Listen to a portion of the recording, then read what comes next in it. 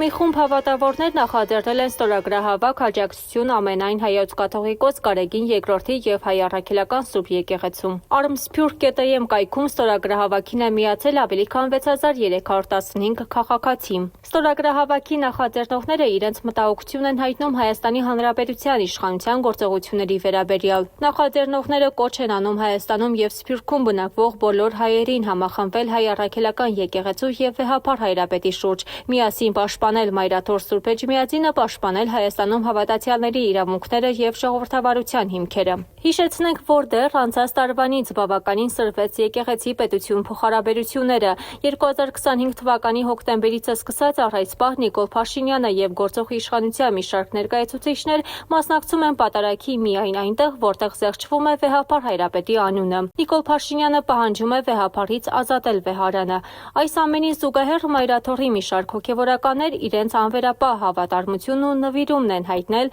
Մայրաթոր Սուրբ Էջմիածնին ու նրա ազգընտիր գահակալ վեհափառ հայրապետին։